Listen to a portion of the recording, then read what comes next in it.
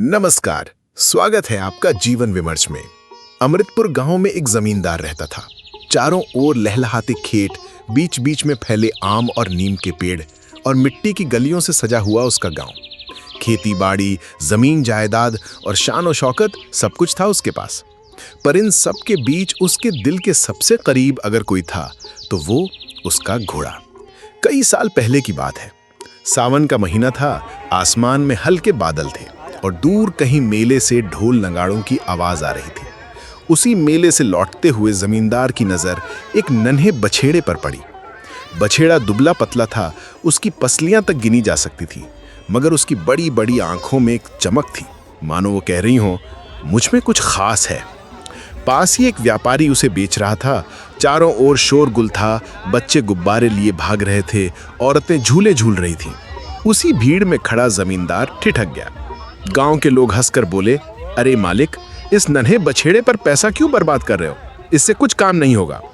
लेकिन जमींदार ने बछेड़े की आंखों में देखा और मुस्कुराकर बोला, तुम देखते रहना, एक दिन यही मेरा सबसे बड़ा सहारा बनेगा।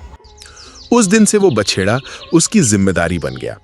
हर सुबह सूरज की पहली किरण के साथ जमींदार उसे चारा खिलाता, तालाब के पास ले जाकर नहलाता, कभी ठंडी हवा में खेतों की मेड़ पर उसे दौड़ाता। धीरे धीरे वो घोड़ा जवान हुआ। काली चमकदार काया, लंबी अयाल और गरजती हुई टापों से गांव की गलियों में उसकी शान गूंजने लगी। गांव में उसकी फुर्ती और ताकत की चर्चा होने लगी। एक बार चांदनी रात में डाकुओं ने खेतों पर धावा बोला।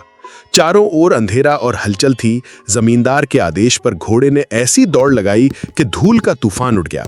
हवा की तरह भागते हुए उसने मालिक को सुरक्षित गांव पहुंचा दिया। डाकू पीछे धूल चाटते रह गए।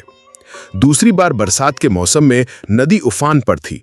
नाव डगमगाने लगी, लोग चीख उठे। तभी घोड़ा कूद पड़ा। पानी उसके सीने तक आ गया, लेकिन उसने लगाम कसकर खींची और जमींदार को किनारे तक ले आया। खेतों में उसकी टापें हल्की ध्वनि में मिलकर गीत गाती।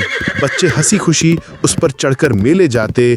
औरतें कहती, जमींदार का घोड़ा तो मानो आंधी पर सवार है। लेकिन समय किसी को नहीं छोड़ता। धीरे धीरे उसकी अयाल बिखर गई, दांत घिस गए, चाल थकान से बोझल हो गई। कभी जो आंधी की तरह दौड़ता था, अब धीरे धीरे चलता।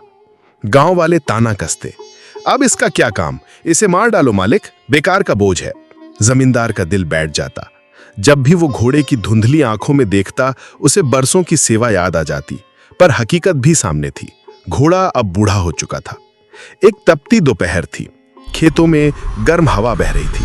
घोड़ा अकेले घूमते घूमते एक पुराने सूखे कुएं तक जा पहुंचा। चारों ओर सूखी घास और जंगली झाड़ियां उगी थीं। जमीन पथरीली थी। अचानक वो फिसल गया और कुएं में जा गिरा। गहरी अंधेरी खाई में घोड़ा जोर जोर से हिनहिनाने लगा। गांव भर में उसकी आवाज गूंज उठी। बच्चे, औरतें, मजदूर दौड़ पड़े। जमींदार भी घबरा कर पहुंचा। जब उसने कुएं में झांका तो अपने बूढ़े साथी को हताश और बेबस देखा। उसने तुरंत रस्सियां मंगवाई, लकड़ियां डलवाई, मजदूरों से कहा, खींचो, जल्दी खींचो। घंटों तक कोशिश हुई। हर बार घोड़ा ऊपर आने की कोशिश करता, फिर धड़ाम से नीचे गिर जाता। पसीने से तरबतर मजदूर हार मानने लगे। जमींदार की आंखों में आंसू थे। अरे, ये वही घोड़ा है जिसने मेरी जान बचाई थी। कैसे इसे यूं ही मरने के लिए छोड़ दूं? भीड़ जमा हो गई। औरतें डर से कुएं में झांकती, बच्चे घोड़े की चीख सुनकर रो पड़ते। मजदूर आपस में बातें करने लगे। अब बूढ़ा हो चुका है मालिक, चाहे निकाल भी लो, अब ये काम का नहीं आएगा। सही कहते हो, बेकार मेहनत क्यों करे, इसे यहीं मिट्टी डालकर दफना देते हैं। एक बुजुर्ग मजदूर की आंखें नम हो गईं। हाय, ये वही घोड़ा है जिसने कभी डाकुओं से मालिक की जान बचाई थी। आज इसे अकेला छोड़ दिया जाएगा। जमींदार की मुट्ठियां कांप रही थी। भारी मन से उसने आदेश दिया, ठीक है, कुएं को मिट्टी से भर दो, शायद यही इसका अंत है। मिट्टी का पहला फावड़ा उसकी पीठ पर गिरा। घोड़ा सिहर उठा। फिर दूसरा ढेला। घोड़े ने भीतर सोचा, तो ये लोग मुझे जिंदा दफनाने आए हैं, मेरा मालिक भी। लेकिन नहीं, मैं हार नहीं मानूंगा। जिन पैरों ने मालिक को बचाया, वो आज मुझे खुद बचाएंगे। उसने शरीर झटका, मिट्टी नीचे गिरी। हर ढेला गिरता, वो झटक देता और अपने पैरों तले जमा कर लेता। कुएं की गहराई धीरे धीरे कम होने लगी। उसकी हिनहिनाहट अब डर की नहीं बल्कि जज्बे की थी। मजदूर मिट्टी डालते रहे, लोग सोचते रहे अब ये दब जाएगा, लेकिन घोड़ा हर बार ऊपर उठता गया। सूरज ढलने को था, आसमान लाल हो गया था, तभी अचानक एक गड़गड़ाहट सी गूंजी और सब ने देखा घोड़ा छलांग मारकर कुएं से बाहर निकल आया।